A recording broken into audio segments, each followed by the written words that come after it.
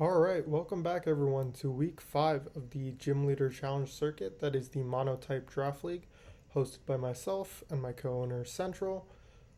Check out his channel in the description below. He posts good content. He posts his games every week and a bunch of other stuff. So make sure to check him out. Also in the description there is a Discord link if you want to see all these battles live and participate next season. Make sure to join our community through that link. But yeah, with that, we can get started with this week's recaps.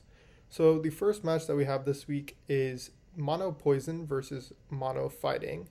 That is Kai versus Mountain Man. And we do have the pace for both teams this week. So this Great Tusk, we're going to have Heavy Duty Boots, Earthquake, Zen Headbutt, Knockoff, and Rapid Spin. So pretty standard 4 attack set on the Great Tusk. We have a Choice Scarfed or Shifu, that's adamant, and is close combat, surging strikes, Zen Headbutt, and U-turn. Also makes sense. And then we have a Choice Scarf Heracross again, with Earthquake, Knockoff, Mega Horn, and close combat. I think the Heracross is honestly really interesting into this matchup, since close combat and Mega Horn are like very resisted by most of the mons on this team. But I mean, Choice Scarf, Earthquake, Endgame does look really, really good here once that Wheezing is chipped down a little bit. So totally understandable. We do also have a Black Sludge Okidogi. That's bulk up 3 attacks with Psychic Fangs, high horsepower. And then we have a Life Orb Embor.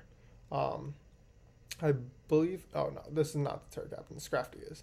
So we do just have a regular Embor, Life Orb, 4 attacks, Flare Blitz, Sucker Punch, Wild Charge, and Earthquake. It is reckless in order to boost the power of Flare Blitz and Wild Charge. And then we have a Iron Hands, Leftovers, Adamant, pretty split F for, honestly, I don't know.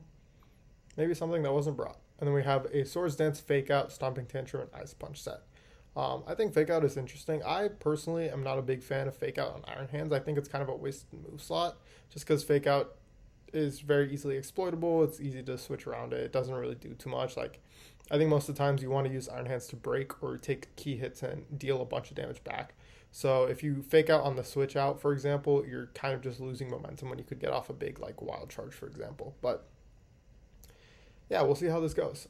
We do also have Mountain Man's Paste with a Water Absorbed Clodsire here for the Surging Strikes or Shifu, so that looks really good. Earthquake, Toxic, Recover, and Curse in order to boost up, which makes sense since Clodsire is a very especially bulky mon, and Kai has only physical attackers pretty much. So Fizdef, Black Sludge will really help out with that. We have a really cool Grafaiai set. It is Skyplate, Terra Flying Prankster, with Terra Blast and then Nasty Plot, Copycat, and Encore. So this looks pretty lethal here. You can Encore it into potentially a setup move or something like that. Get up a few Nasty Plots, and then Terra Blast into Copycat to make it priority. So this Copycat idea for being able to copy one of your opponent's moves or your own moves, it actually comes from Gen 5, like Prankster Riolu, where it basically did the same thing, where it would have find a strong move, like the opponent uses a really strong move. You bring in Prankster Riolu, click Copycat, and you can basically use their move against them with priority. So very cool to see it come into play here with the Grafaiai. Now, we also have a Rocky Helmet Fizdef Quillfish with Intimidate, a Brine set, which is really cool. So Brine is a move that doubles in power when the target is below half health.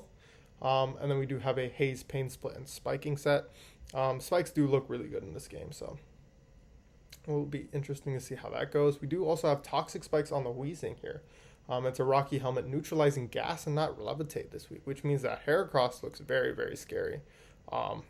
Yeah, I mean, if it just comes in on something weakened, gets off an Earthquake, and can pretty much do a number on this team. So definitely something to watch out for. But we are Toxic Spikes Memento in order to allow for setup. Pain Split, Will-O-Wisp, standard Reasoning pretty much. We do have a Unburdened Focus Sash Sneasler. with reversal and upper hand and endure. Okay, that's pretty fire.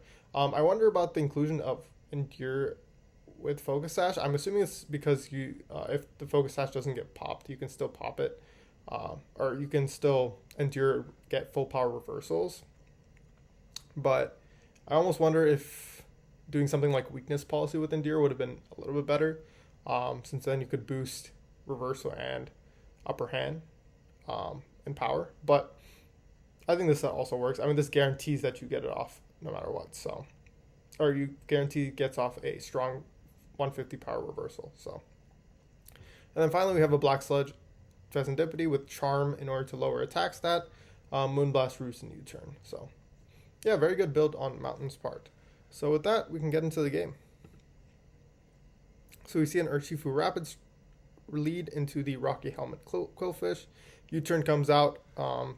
Urshifu takes Rocky Helmet chip, and a free spike comes up. Okay. Okidogi goes for the bulk up. Another spike comes out. Wow, no respect on the Oki. It fails to KO with high horsepower. Haze comes out from the Quillfish. That makes sense. But, oh, wow. I guess the idea was that the knock would kill there, but it didn't. So, potentially just going for high horsepower again. I mean, I'm assuming the knock was predicting the Weezing to come in, but I think at that point Quillfish was so low that there wasn't that much reason to save it. So I think potentially just going high horsepower again, especially since you can like punish the Weezing anyways by going Emboar afterwards. If it tries to come in Will-O-Wisp, I think potentially just going for high horsepower there was a little better. But, I mean, Oki escapes with a good amount of health. Sneasler goes for Swords Dance. Psychic Fang comes out and one-shots it. Oh, it looks like the Sneasler was actually Air Balloon, not Focus Sash. Okay, so that makes sense. Yeah, okay. So then the Psychic Fangs actually does one-shot it instead of bringing it down to its sash because it was changed. Weezing comes out, eats that Psychic Fangs up, misses a Will-O-Wisp. Very unfortunate, but it looks like it can take a few more of those. So Oki goes for the knockoff so it doesn't die to the Rocky Helmet over and over again. Will-O-Wisp misses again. Psychic Fangs comes out again. And a third Will-O-Wisp miss. Wow. This Weezing is not very well trained at all. So Oki does 1v1 the Weezing. And actually, it only took 2% there, which is pretty funny. But Pheasantipity comes out, gets off a fast charm, eats the high horsepower up, and now you can just go for a U-turn. Interesting. Okay, so it's going to be used as a setup opportunity. Ooh, bad time for a bulk up on Kai's part because, yeah, the Grafaiai gets the free Encore off. And now, I mean, this Grafaiai can pretty much just set up for free. Yeah, Nasty Plot. I think probably you should switch at this point because you're not beating this Grafaiai. Yeah, like once you get Encore, I think you just switch. I think you just switch into either Iron Hands. Iron Hands or Emboar probably. Iron Hands mostly because it's a neutrality to the flying type attack. The Acrobatics probably doesn't two-shot even after rocks. Just because this is an Iron Hands, or after Spikes because this is an Iron Hands, and then you can threaten back with a Wild Charge or some other move, and potentially put yourself in a good spot, especially since you're right now really ahead 3-0 off those Weezing misses. Because Okidogi is still really good in the future to hit this Clodsire, bulk up all over this Clodsire, and take it out once you realize that it's water absorbent, not unaware. But yeah, we see the Grafaiai starts to set up Nasty Plot. The Okidogi stays in, and then another Nasty Plot comes off. One more bulk up, and then now you just Encore again to lock it into the attack, or just Terra Blast Raw, which also kills. So yeah,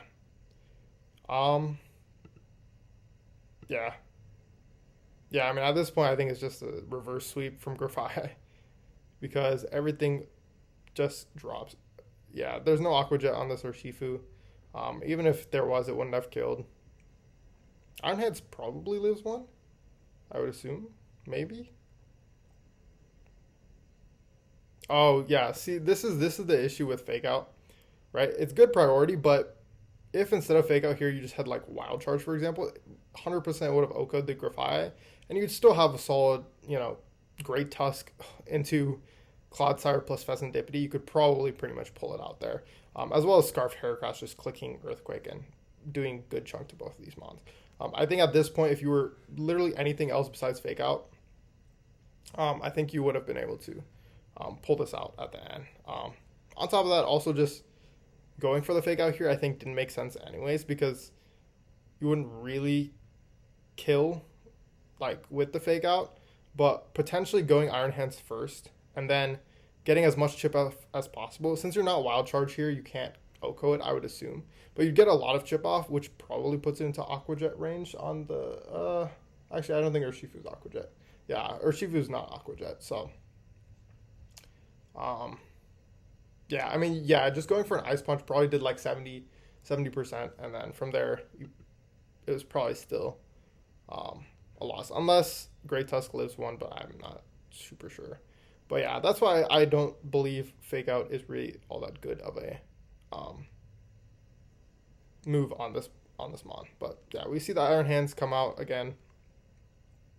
Copycat Terra Blast comes out, and it actually just drops. Honestly, that's pretty surprising to me. Because this Iron Hands is like pretty close to max BDF. Yeah, it is max BDF. Huh, very interesting. So Grafaiai is deceptively strong, I guess. But yeah. Yeah, very cool reverse sweep. I mean, yeah, that was just an awesome tech by Mountain Man protecting the sweep from happening. It was almost a 6-0 at that point, and then Grafaiai came in and just reverse swept the entire team. So, yeah, very heat set. All right. With that, we're going to go to game 2, which is actually my game versus Shattered. And this week, I'm obviously mono flying. Shattered is mono dark. And so I actually made some transactions last week and dropped Gyarados and Gligar, and then picked up an Amorous Therian, and then switched out Noivern for Dragonite. So both of those new mons have come this week to my match. And this week I'm a just 3 attacks Nasty Plot Thunderous, Calm Mind, Rest, Enamorous, Fizdef Corviknight, I believe, for the Hammerot and Meowscarada. Just a Banded Gyarados, a Dragon Dance set on the Dragonite with Encore, and then a Scarfed Landorus Therian, Landorus Incarnate, to revenge kill mostly just the Meowscarada, really. But yeah.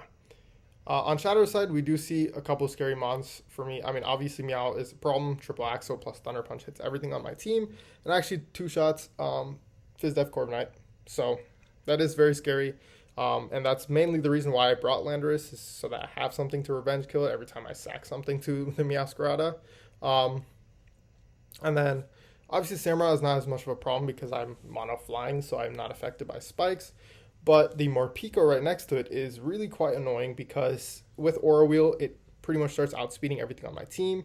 And honestly, like, it does a lot of work just because I don't really have the greatest ways to beat lightning or electric types in general. So, very scary mon there. And then Umbreon is just obviously always very problematic with that Toxic Wish Protect stalling, being able to beat out most of my mons that can't really push past it, which is another thing that Landorus helps with. And Enamorous is my designated way to beat that this week, but the Terra Poison does make it really annoying. But yeah, with that, we're going to get into it. So I lead Scarf Landorus just because it does pretty well into everything. I click U-turn on the Mandibuzz because it's the only thing that I don't really beat that well. Go into Thundy because it threatens the Mandibuzz. Here I go for a Nasty Plot, I believe. Or no, I just go for a Raw Thunderbolt, try to get some damage. Gauge the Umbreon set. Doesn't really do any damage to it, so I switch out into Banded Gyarados. The Baton passes out into the Mandibuzz.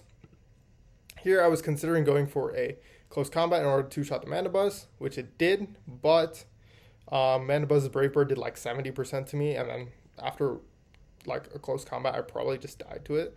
And so because of that, I was like, it's probably not worth it to trade my Gyarados for 50% on Mandibuzz, especially when I can always go Hard Thunderous and threaten it out. Here I expected to switch out, and so I went for the Nasty Plot to the Umbreon so I could beat it, but instead it stays in, goes for the Whirlwind, which is an insane read. So my Landorus comes out, I have to U-turn back out into Thunderous. This time I go for the Raw Thunderbolt. It does 77%, which is why I was surprised that I was able to, he stayed in earlier, but Landers comes back out, and now I hit a crucial focus blast to take down the Mandibuzz. And now a big threat is out of their way defensively for my Dragonite endgame potentially to sweep here. But we see a fire attack on the Hammerot with Razor Shell, which actually I had to search this move up. It does it has a 50% chance to lower your defense, which is why Corviknight kept on getting defense drops. And I was actually pressured this game because I wanted to try and stall out Umbreon from having wishes and protects and all that. So here, if I was Mirror Armor, I would have just been able to OHKO this. But because I was pressured this game, this defense drops were really annoying and really hurt my Corviknight a lot. So I roosted a couple of times to try to get some Rocky Helmet chip. But I mean, of course, it was really unsustainable here. I couldn't keep doing this because I probably died to the next one. So I switched out into my Fizz Def and Amorous. Ate the Razor Shell decently well, and then just went for the Draining Kiss here to finish off the Samurott. So I get a good chunk of health back because Draining Kiss is a broken move. Morpeko comes out. Now, I wanted to just stay in there, but this Mon actually OHKO'd me from that range, even though I'm max Fizz Def and Amorous. So, yeah, this Mon is very scary for my team. And you'll see the Terra comes out and the Aura Wheel comes out and my Thundurus just drops. So now this Morpeko's at +1, Terra Fairy, and I don't really have a way to beat it. It pretty much OHKOs everything on my team at this range, except my Dragonite, which I don't really want to get chipped because I want to save its multi-skill and stuff in order to be able to get off an extreme speed endgame potentially, or take down the Umbreon or something like that. I don't want to burn it just yet on this Morpeko. So I go into my Scarf Landy, which is a bit of a risky play because if it does go down here to any move, then my Meow matchup is really bad because I don't have a way to revenge it. But I didn't really think that Morpeko had anything that could OHKO me. Because the most common set is the knockoff Aura Wheel set. But it turns out that it's actually sashed and it goes for an Ice Fang, which almost OHKOs me. So that was really bad. If it did actually OHKO me there, I think I probably was still okay because I would just go into Dragonite at E-Speed. But that would put me in kind of a bad positional. In a bad position just because I'd allow in Meowscarada, threaten a triple axle, then I'd have to go to Corviknight, and potentially if he's not banded, or choice in some way, I probably just died afterwards. And honestly, I probably just died to 2 triple axles in general. I don't think I would have been able to get a roost off. And I would have gotten some Rocky Helmet chip, but I would have been in a pretty bad spot afterwards. If Dragonite wasn't able to OHKO with Extreme Speed, which honestly I don't think it was. I don't think it will be at 40%. I don't think I was very offensive Dragonite on this set. I would think it was a little bit more bulky, so I could set up Dragonites as easier. But Landorus clutch, lives it, goes for another Earth Power, takes out the Morpeko. Jugu comes out. I go into my Dragonite here because it's the only rule switch I have to this mon. My Lumberry gets knocked off and my Multi-Scale is broken, which is unfortunate, but I do go for the Extreme Speed just to get some chip. Here I DD up on the Umbreon. Unfortunately, I lost my Lumberry. The Lumberry was literally just for this mon so that it couldn't Toxic me on my DD because I could two-shot it guaranteed with +1 Earthquake. If it Terras, or if it doesn't, I still two-shot it with some chip. So the Lumberry was there so that I would have one less turn of Toxic, and it would prevent him from being able to Wish Up if he was chipped, so I could two-shot it. But he ends up going for the Wish, actually, which allows me to Encore him into the Wish. And that basically gives me another free +2 Dragon Dance. And now, Umbreon, even if it doesn't tear, I do two-shot it guaranteed. But yeah, Extreme Speed +2 comes in, takes out the Meowscarada. Extreme Speed +2 also takes out the Jugu, and then, or does a lot of damage. But the Jugu didn't really have anything to hit me, so I barely take any damage here. Thankfully, no burn there. If I had been burned there, it still would have been fine, because I would have just switched out, probably. I would have clicked Extreme Speed once. Umbreon would have come in. I would have switched down to Enamorous, and then basically Calm Minded up on the Toxic. And then if Jugu ever came in, I would just stay in and Draining Kiss and take it out. And then from there, I 1v1 the Umbreon with Rest, Calm Mind, since Umbreon can't really boost up past that. And it would have been pretty much a win anyways. But because Dragonite doesn't get burned, Earthquake comes out, and even non-Terra does two-shot it. If it was Terra, it would have OHKO'd. So this does. I think this Umbreon is Spadef, which makes sense. But yeah, it didn't take the Earthquake too comfortably, and I do pull out a very close 5-0 victory. Honestly, it doesn't seem that close, but it was actually like very, very threatening, just because like there's so many threatening mons on this team, and that Morpeko was really, really scary. But yeah, with that, I am 4-1, I believe. So in a good spot. Pretty sure that clinches playoffs. So yeah, definitely a very good game. GG to Shattered. And yeah, with that, we'll move on to the next game. So now we have Dracogon going against the only undefeated player in our league, Lost Lotto, with his Mono Psychic team. And Dracogon is using his Mono Fire team. And so looking at the pace here, we have a Unaware Skeledirge, modest, very intricate EV spread, with just Torch Song, Shadow Ball, and Slack Off with Flame Charge to boost speed. Very cool set. Very, very much a sweeping set, which makes sense into this team. No Shadow Ball switch-ins, so if the Skeledirge can get set up, it can be pretty good. It is rough that Iron Boulder, if it's like booster, does outspeed it pretty comfortably, even after a couple speed boosts, but yeah, it still is a very strong mon. I'm very bulky, and Shadow Balls hit pretty hard, especially at +1 if you get off a Torch Song. Chardy Berry Volcanion, that is the Rock Resist Berry. I'm assuming this is a bait for the Boulder. Steam Eruption, Earth Power, Haze, and Flamethrower. Very strong. Haze lets you beat any setup threats, which is really nice. We do have a Gale Wings Talonflames with Heavy Duty Boots. With Feather Dance in order to prevent setup. I'm assuming this is also for the Iron Boulder, which makes sense. The Iron Boulder is very threatening here. So Feather Dance will lower its attack. Defog to get rid of rocks, probably from their Necrozma.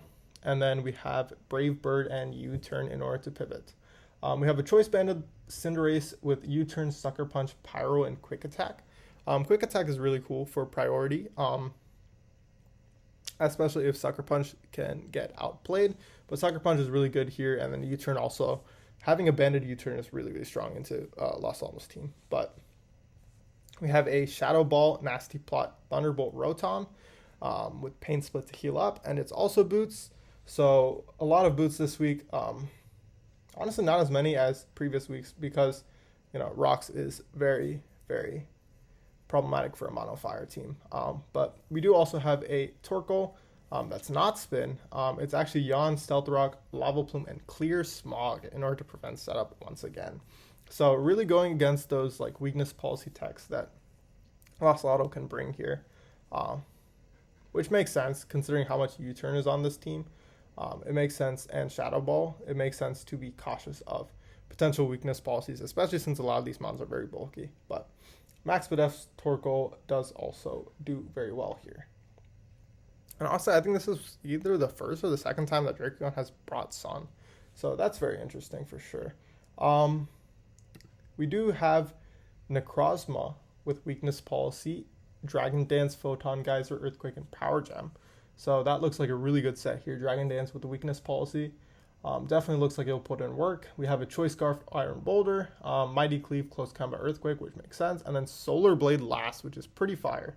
I assume it's for the Charizard. Yeah. Yeah, I mean, that's the only thing Solar Blade really hits on the team. It also hits Volcanion neutrally, but I mean, like, you can just click Earthquake or Mighty Cleave. So, very cool deck. I wonder if it'll come into play here. Probably not, since there is no Charizard, but good bring for sure.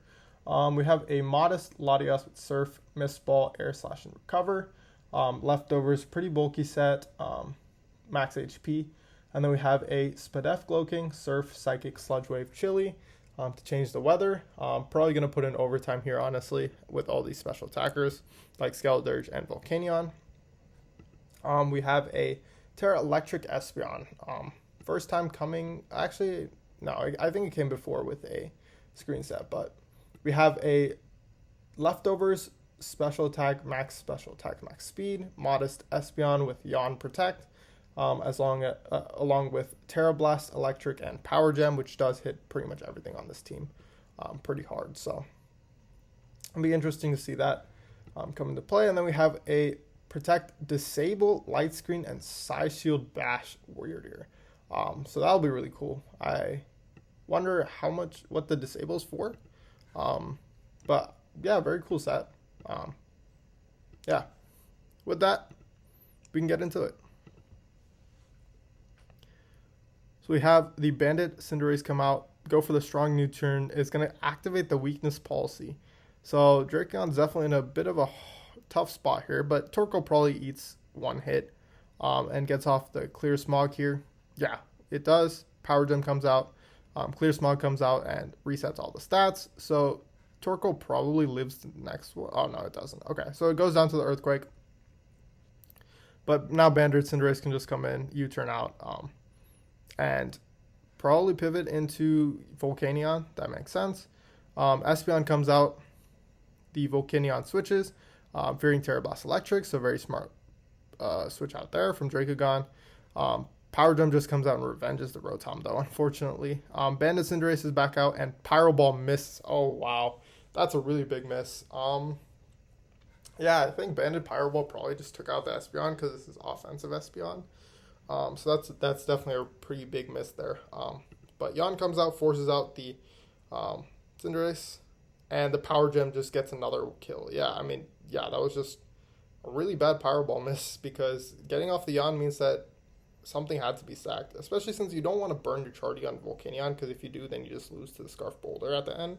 So, yeah, that miss really put Dracogon in a super tough spot. Cinderace comes back out. Pyro Ball comes in on the Protect. We do see a pivot out here on the Weirdeer, so good scout on Dracogon's part. Light Screen comes out from the Weirdeer, eats up the Steam Eruption, does get burned, which is unfortunate, but I mean, the Weirdeer pretty much did stop the job already.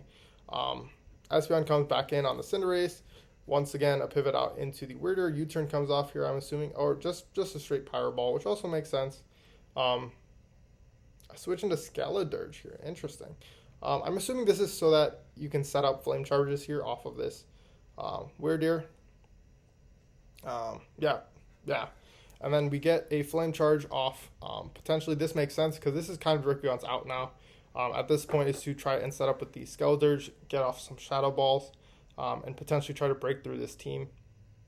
But yeah, I mean, Dracogon's in a very tough spot here. But potentially getting rid of this Weirdeer could put his Sucker Punch Cinderace in a potential endgame situation, depending on how much chip he gets with this Skeledirge. So it's definitely not over just yet. We see one Flame Charge come off. Weirdeer goes for the Disable. Oh, that tech came into play here. Turned off the Flame Charge.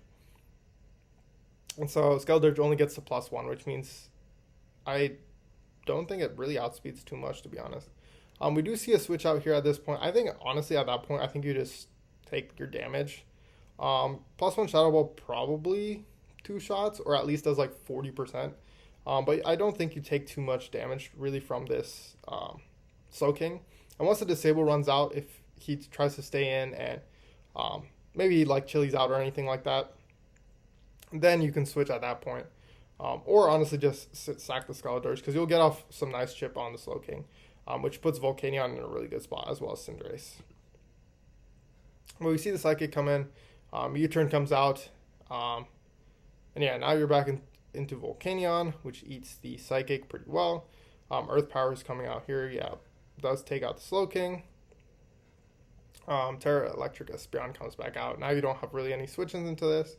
I mean, potentially there you could have gone Skeledirge maybe, but I mean, Power Gem probably 2 shots. So yeah, I mean, you're just kind of in a tough spot here. But losing Volcanion means that you don't have any counterplay to the Boulder endgame at this point. I don't think Sucker Punch OHKOs it from full, even from Bandit Cinderace. And another missed Power Ball. Oh, wow. Okay, yeah. I mean, if he had hit that Power Ball, it probably OHKO'd Espeon, if I had to guess. I assume Scarf Boulder comes in here. Yeah, I mean, Scarf Boulder just comes in and cleans up, though. Yeah, even if the Power Ball had hit, I think it would have changed diff points, but I don't think it would have really changed the game that much. Because, yeah, you'd probably have to sack Skeletors and then spam Sucker Punches. But I don't think Iron Boulder dies to a Sucker Punch, even from Band of Cinderace. So I do believe that it would have still been a 2-0. But, yeah, that miss pretty much seals it and makes it a 3-0 victory for Lost Lotto. So, yeah, Flame Charge comes off. Trying a last-ditch effort, potentially if this is like a bulky Espeon or something. But, yeah, I mean, Power Drink just comes out and takes out the Skeletors for a 3-0 victory, and Lost Lotto stays undefeated here, 5-0, number 1 seed. So, yeah, I mean, he's doing really well.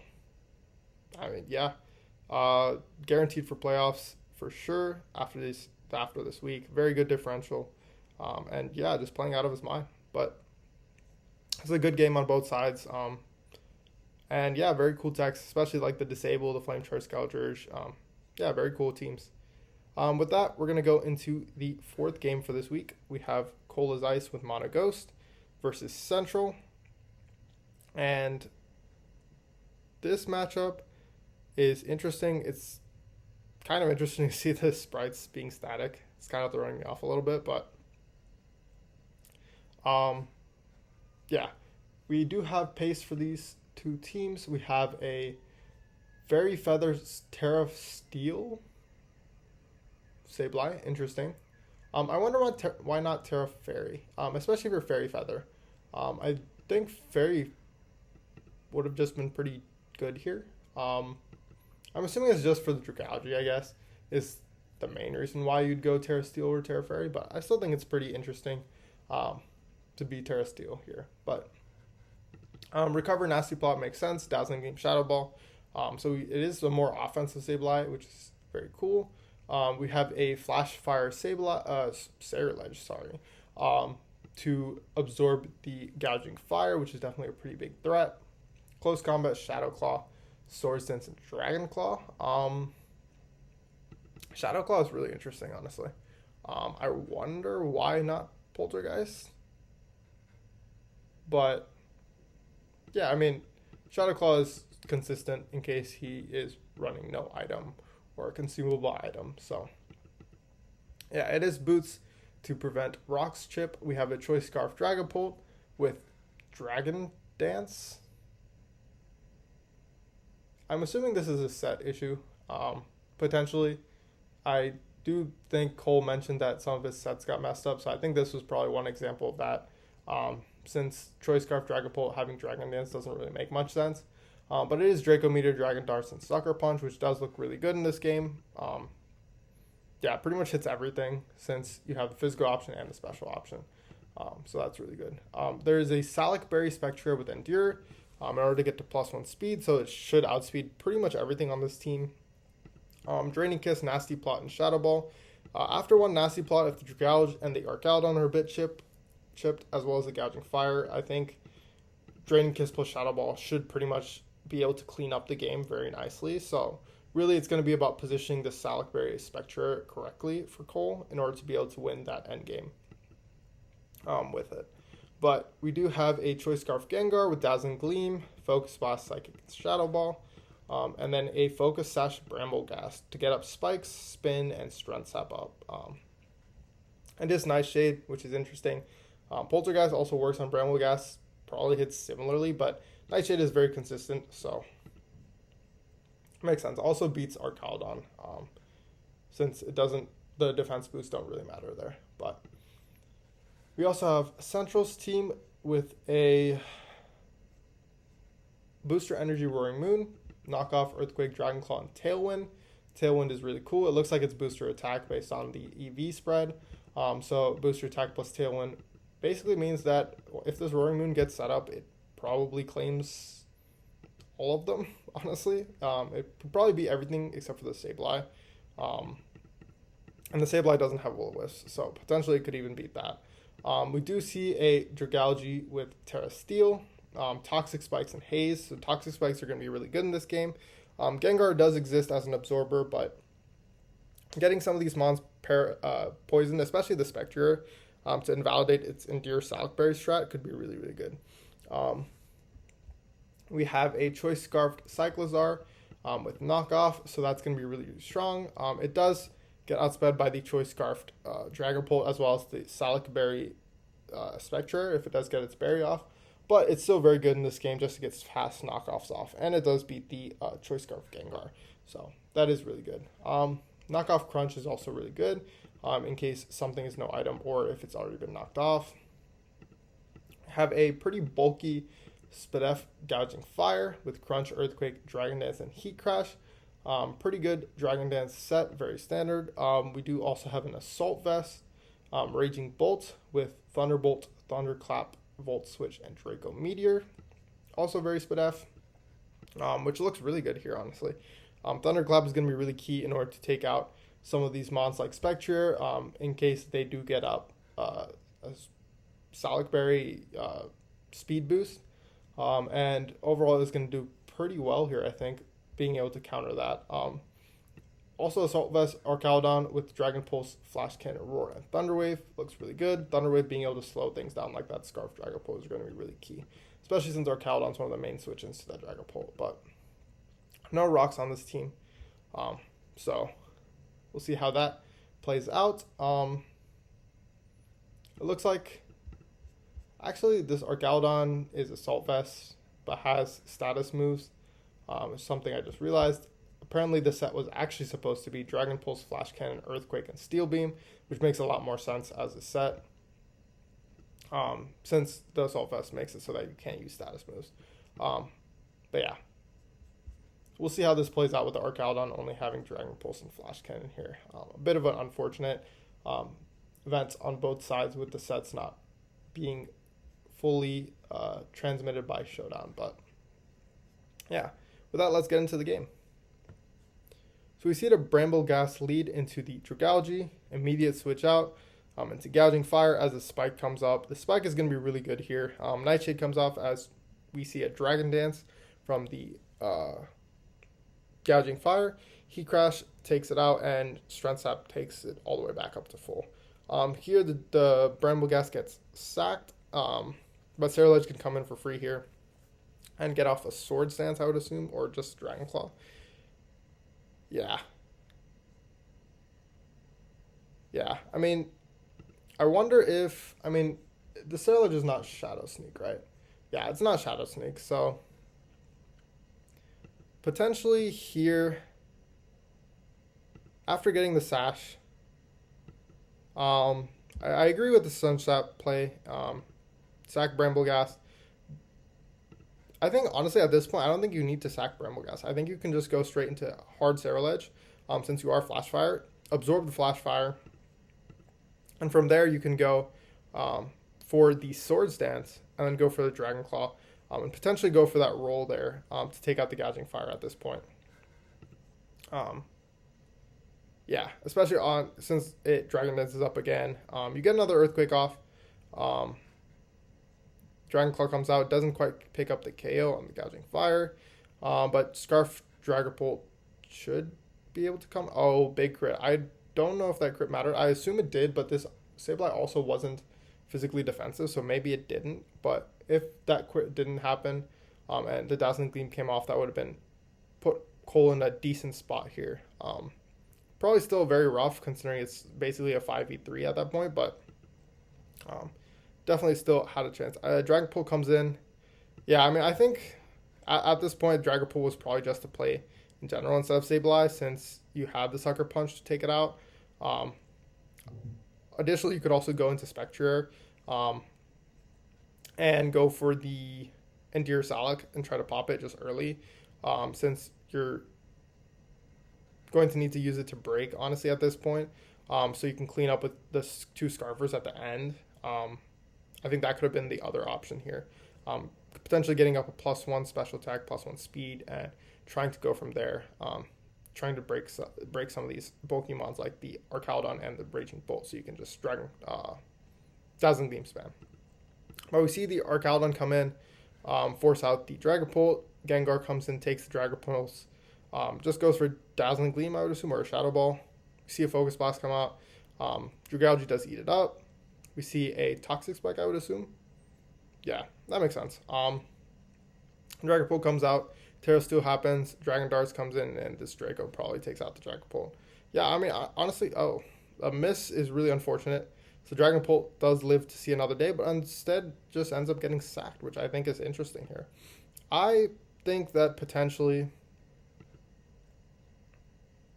at this point, I think you want to save Dragonbolt. I think I think at this point you probably just U-turn out into the Gengar and then do get some chip with Spectre, and then clean up with Dragapult at the end. Potentially try to get a bit more diff, since Scarf Dragapult does probably take out everything here. Um,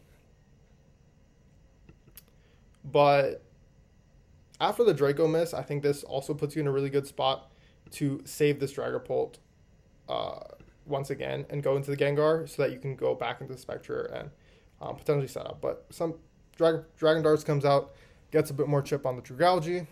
Dragalge goes for another Draco, does take out the Dragapult. Um, the Gengar comes out here, I'm assuming to say, yeah, soak up the Toxic Spikes. Raging Bolt comes out. Focus Blast comes out, which is interesting.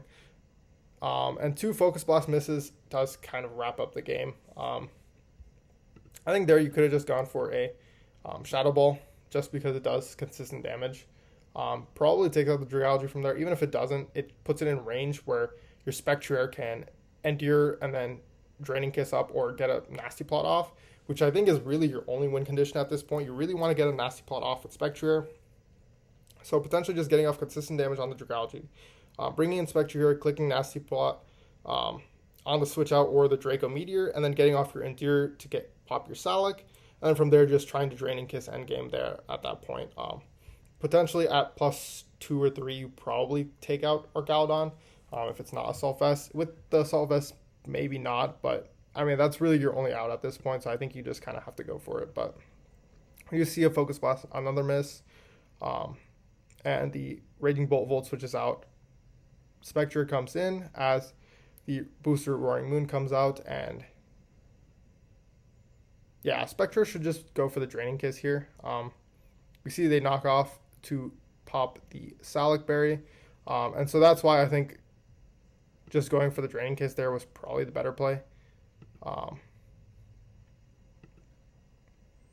Yeah, I guess at this point it didn't really matter. There was not really much that could be done at this point, since knockoff just O-code anyways. So yeah, I mean, yeah, you just go for the Draining Kiss. It doesn't take out the Roaring Moon because Roaring Moon has a lot of Spadef, and knockoff comes out and wraps it up. So yeah, I think the out really was there to try to exploit the Dragalge in some way, whether it clicks Draco and is at -2 and then you can get a free Nasty Plot off, or trying to exploit the miss on the Draco and then getting off some consistent damage with Gengar and then trying to clean up with Spectre at the end. Because that +2, it did take out this Roaring Moon, as you could see.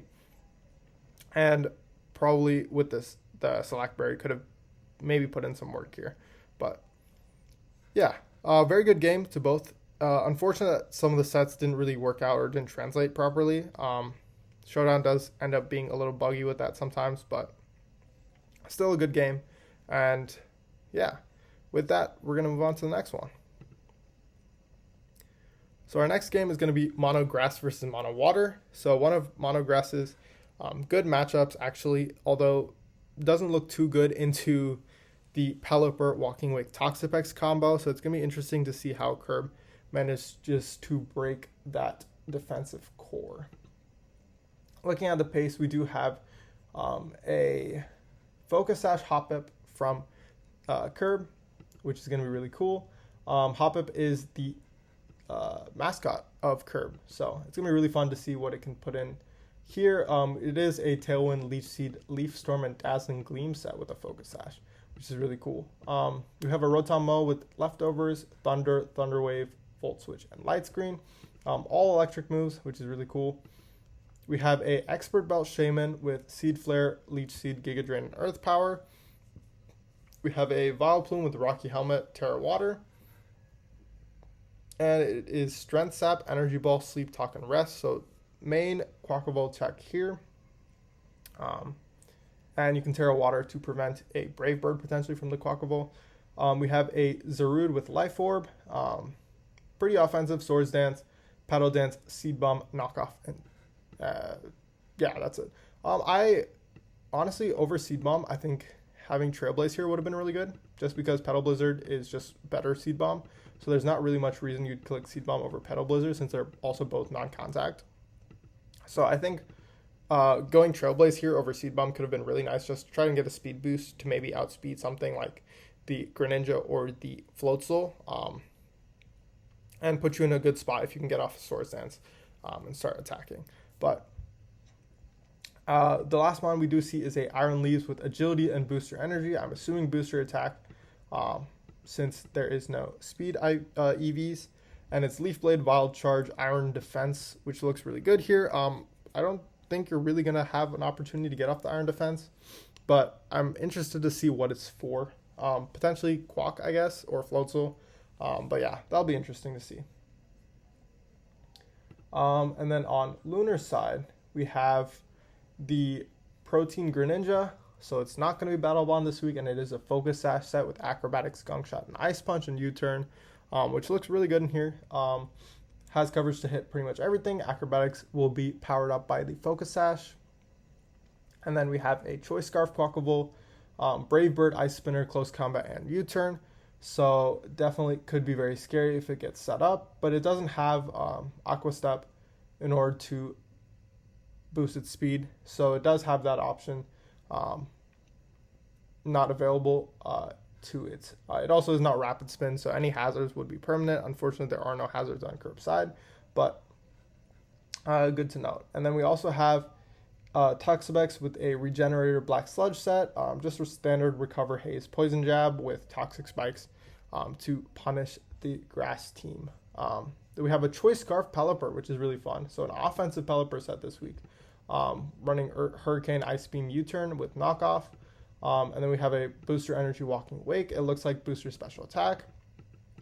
Dragon Pulse, Hurricane, Flamethrower, and Agility. Definitely puts in work here if it gets up in Agility. With the Booster Special Attack, it probably just wins. So definitely very scary for Curb. And we have a Swift Swim, Terra Electric, Floatzel, Ice Spinner, Taunt, Substitute, Bulk Up. So it looks like it's really going to try and exploit very passive mons, which, I mean, Curb doesn't have a lot of those on this team, to be fair. So it'll be interesting to see if this Floatzel can put in work. But it looks like it's specifically for the Vileplume, honestly, the Taunt Substitute.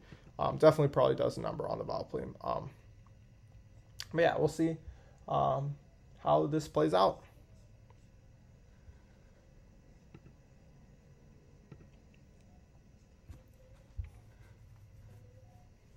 So we see a Rotom lead into the immediate Terra for the Floatzel, so the Thunder Wave does not do anything to it. We see an Ice Spinner come out, does not take out the Rotom, so a Rotom gets off a Light Screen, which is going to be really good. A Rotom hard switches out into the Shaman. Shaman eats the Ice Spinner, even with no investment. Gets off a strong Earth Power and just OHKOs the Floatzel, so that's really good. Unfortunately, it does drop to the Choice Banded. Choice Scarfed Quackable, so here Vileplume has to come out, or Rotom. I mean, when you see that your Shaman is outsped by the Quackable, you have to know that it's Scarfed, since your Shaman is offensive, like max speed, max attack, special attack, I believe. Yeah, max speed, which means that Shaman does outspeed the Quackable. So at that point, I think you kind of are forced to go into Vileplume and Terra so that you can live the attack and then threaten it back. But we do see the Rotom Mo come out. Quackable goes for another Brave Bird, does take out the Rotom Mo, gets another attack raise. I'm assuming Hoppip comes in here, yeah. Hoppip Terra Grasses, we get a Brave Bird come out on the Focus Sash, and then Hoppip goes for the Leaf Storm and claims a kill. That's pretty dope. So Hoppip has taken out the Quackable. Greninja comes out here to revenge, clicks Ice Punch. Hoppip goes down. Zarude comes out to threaten. We see a U-Turn come out, do 75% to the Zarude, and Toxapex just walls this. Oh, it does not wall it at all. So honestly, at that point, potentially going for a Swords Dance could have put you in a really good spot, since from there you can probably OHKO it with Petal Blizzard, or at least bring it really low for your Iron Leaves, which can maybe clean up this end game with an Agility. And yeah, the electric move that has Wild Charge, plus Leaf Blade. So potentially could have been a win condition there. But we do see a Poison Jab, Toxapex is low, Iron Leaves comes out, booster attack. I think you go for the agility here. I think you have to go for the agility here, honestly, because I don't think you really have another play. If you get poisoned, it does suck, but I mean, if you just attack here, then the Greninja just comes in and revenges you, the Walking Away comes in and revenges you, and then you're pretty much just out of options, because without the booster, I think Iron Leaves is just too weak to be able to take out Walking Awake from full. So I think at this point, you just have to go for the agility and go for game here. But yeah, Greninja comes in, we see a U-turn come out, probably Okos. Yeah, just Okos. And so that's the reason why you need to go for the agility there. But Pelipper just comes out and probably just destroys his Vileplume. Yeah. Vileplume does live, gets off a energy ball, does a solid amount of damage, but Pelipper just comes in, clicks Hurricane, and ends the game. So yeah, very good game from both sides. Luna brought some really good sets for this disadvantaged matchup. I think Curb definitely had some opportunities there, but overall, well played to both of them. Good game. And with that, we're going to move on to the second to last game for this week. So we have Blue versus Gradients, Mono Ice versus Mono Ground. Another one of the disadvantaged matchups for this week. Of course, this bundle looks really, really scary without Gastrodon on Gradients' side. Interesting also to see Gliscor, since it is 4 times weak to the Ice Stab. So maybe potentially bringing something like Terra Palisand could have been pretty good here, as it also functions as a bundle check, which I think is really interesting. But we do see an Excadrill as well on Gradient's side with Sand, so that could be potentially a win condition. Trying to get off a Swords Dance or just a Banded Excadrill clicking Iron Head all over this team. So I believe I have Blue's Paste. We are a Heavy Duty Boots, Ninetales with Snow Warning, 4 Ice attacks. We have a Jetpack Abomasnow with Leaf Storm and Double Grass, Double Ice Stab. We have a Choice Specs Frostlass with Trick and just Water and Ice moves. Booster Energy Iron Bundle, I believe that's speed. It might be special attack, honestly. And then we have a Heavy Duty Boots Lapras with Freeze Dry, Sparkling Aria, Ice Beam, and Ice Shard. And a Terra Water Glaceon with Calm Minds, Terra Blast, Freeze Dry, and more priority in Ice Shard. So with that, we can get into the match. So we see an immediate Excadrill lead. We do see Mold Breaker instead of Sand Rush. Interesting. I wonder what Mold Breaker is for. I don't think Mold Breaker really hits anything. I wonder why. This is Mold Breaker. I think if it was Sandstream, it would have been a really good win condition in this matchup. But Leaf Storm comes out, the Jetpack comes into play. Glaceon comes in to eat any hit from this Excadrill, goes for the Terra Blast Water. Piloswine comes in, takes a bunch of chip. Gliscor comes in as a sack, or not a sack. I mean, it does live, is weakness policy, which is really cool. But Ice Shard comes in and picks off the Gliscor. So, unfortunately, Gliscor does go down. We see a Powdon come in, change the weather with Sandstream, but a Bombsnow comes out immediately. Stealth Rock does go up, which is really key. Blizzard just one-shots the Powdon with a crit. I don't think it killed without the crit, so that is really unfortunate. But we do see a Terra from the Sand Slash go for the Brick Break to break Whale. Unfortunately, it doesn't take out the Abomasnow, but the Abomasnow doesn't really do too much back to it. So Choice Specs Frostlass comes out here, just goes for the Blizzard. Yeah, another crit. Does a good chunk to Piloswine, but honestly, Piloswine kind of ate that. Piloswine gets the rest off. Is it rest of Chesto? It is not. We see a switch back into Sandslash on the Lapras. Stone Edge does pitiful damage to the Lapras because it is a Sandslash, and it takes out the Lapras. Now Ursaluna comes in, gets off a free Calm Mind here. Well, maybe not so free considering it took a lot of damage and doesn't take out the Lapras. I think honestly there you just go for the Blood Moon. At this point you're kind of just in the back foot, so you just have to get offensive and try to win that way. But yeah, I mean, I think this Lapras might honestly just clean up, especially if this Piloswine is, Piloswine is Sweep Talk, gets the rest. Glaceon comes out, I guess, to preserve differential, and then Terra Blast should just take this take this Paliswine out and finish up the game here. Yeah. Paliswine wakes up, goes for another sleep talk. Yeah, I mean, at this point, it didn't really matter too much. Terra Blast comes out and cleans up. So, clean 5-0 victory from blue. Yeah, I mean, very tough matchup for Gradients, honestly.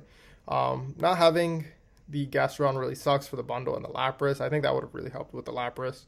And then the Paliswine was obviously just way too pressured by all the Ice Stab. I think going Sand Rush on the Drill would have really helped out. Glaceon probably still took hits from it, but it just would have helped out to have some kind of win condition in this matchup. And the Hippowdon crit was just really unfortunate because it just meant you immediately lose the Weather War, which I'm assuming the Sand Slash was Sand Rush to take advantage of that as well. But yeah, overall good game. Well played to both sides. And with that, we're going to move on to the last game for this week. So last game, we have Mono Fairy from Exilus against Mono Bug from Arc. And, I mean, on Arc's side, there are a lot of scary mons. Scizor, Volcarona does a lot of work into this team. So I'm assuming Azu is going to be some kind of Volcarona check. It also is going to be pressured to check Araquanid. I don't know how well it checks Araquanid, but it definitely is a check for sure. We are going to see Tinkaton, I'm assuming, as a Scizor check. And the rest of the mons should be easily taken care of by some of the other mons on this team. We do see the Iron Valiant, of course, and it does look pretty good in this game. Depending on the set, its Fighting Stab is not really super useful, but Fairy Stab does look pretty spammable into this team. Probably a special set to avoid Flame Body from the Volcarona. Tinkaton, I think, is just going to be a Thunder Wave set, probably, if I had to guess. Thunder Wave, Fire Punch, I think, if it gets that. I'm pretty sure it gets that, to beat the Scizor. Whimsicott definitely does look pretty good. I think an offensive set here does really well, just to try and break through with Fairy Stab. Potentially there might have been better options than Whimsicott, though, because it is kind of tough to bring into a Monobug matchup, but it is neutral, so not too bad. And then we have Azu, is going to be probably Spadef, if I had to guess, just for the Volcarona, because Volcarona is a very big threat. Mimikyu is going to be a really good offensive option here, and Clefable is going to be just strong as a glue piece to potentially take out the Vikavolt, if I had to guess, and the Rubombi as well. On our side, Sticky Webs does look really good because there's no removal on Exilus's team and could put things in range for the Volcarona to be able to outspeed things like the Valiant, which is really nice. Also makes things slower for Scizor in case it doesn't want to click Bolt Punch and wants to click Bug Bite or some kind of move to hit Tinkaton, which could be really nice. Banded Araquanid also looks kind of insane here. I don't think there's really a check to Banded Araquanid liquidation. It probably does 40% to Azu, especially since Azu kind of needs to be Spadef for the Volcarona. So Underwebs, that could be really strong. And yeah, Vikavolt is just a monster of a breaker with that huge 145 special attack, I believe. So we'll see how this plays out. So we have a Tinkaton lead into the Araquanid. Probably switch into a Azumarill, I'd have to go. Oh, it's a Screens into the webs on the Stockpile is really cool on the Araquanid. We do see the Thunder Wave come off. Another Stockpile comes out. I'm assuming we're going to see a liquidation at this point. Clefable is unaware if I had to guess, so probably does a solid chunk to the Araquanid. Oh, it's a boosting Cosmic Power Clefable set. Well, that's pretty bad. The Araquanid gets paralyzed multiple times in a row. Vespiquen comes out, but this Clefable is very, very boosted up now. We do see a Toxic Spike come out, which is really good. But I think, if you don't have Haze and this Clefable is just getting set up, it's just going to store Power Sweep you. So I think you do kind of have to try and break it in some way. Vespiquen honestly eats that, continues to get up hazards. I think you really need to try and take out this Clefable. I think you have to just start attacking it until you crit it, because, at this point, Clefable will just eat everything and sweep you the entire team here. So this is a really tough place for Arc to be in. We see a Thunder Wave come out from the Vikavolt. does take on the stored power from the Clefable. Flash Cannon does barely anything. Paralysis comes out from the Clefable. Um, yeah, I think stored power is just going to sweep here. I think you just continue to try to get chip until the Scizor can come in, and I don't think knockoff is the play. I think you just have to try and crit with Bullet Punch. But we see hard Volcarona on the Moonlight. Stored power will come out here. Volcarona starts quiver dancing up with it. Yeah, I mean, at this point, hopefully Volcarona can try and crit through. I mean, like, if the Clefable is unaware, like, boosting up doesn't really help. Unless you're a Morning Sun Volcarona and you can try to 1v1 this. Yeah, it is Morning Sun. So, good set, good bring from Arc. We see the Volcarona actually switches out, forces out the Clefable, which is kind of crazy. But Whimsicott comes in. I'm assuming it's going for an Encore here. It has to. A Memento. Interesting. Okay. I mean, Azumarill comes in here. Just goes for the, if I had to guess, wow, that Fire Blasted a lot. But goes for Liquidation, does take out the Volcarona.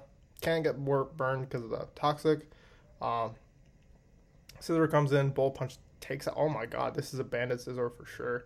Mimikyu comes out here. Scizor probably just stays in, goes for the Bullet Punch. Yeah. I think there you have to switch out. I think Scizor is definitely your win condition here. So losing Scizor here really, really hurts. I don't think you beat this Mimikyu at this point. Yeah, I think Mimikyu just goes for another Terra Blast, and then the Vespiquen does, in fact, fall to the Mimikyu as well. Yeah, I mean, tough game for Arc. Definitely letting that Clefable set up was really, really tough. Potentially just going the Volcarona earlier and trying to Quiver Dance up, or going Vikavolt first instead of a Araquanid, clicking Thunder Wave, or not setting up so many hazards with Vespiquen, which really didn't come into play that much since there wasn't that much switching going on. And instead of letting the Clefable just get up boosts just for free, trying to pressure it and force crits on it in order to break through, potentially could have been a little bit better. But still a very good game from both sides, and very cool brings from both players.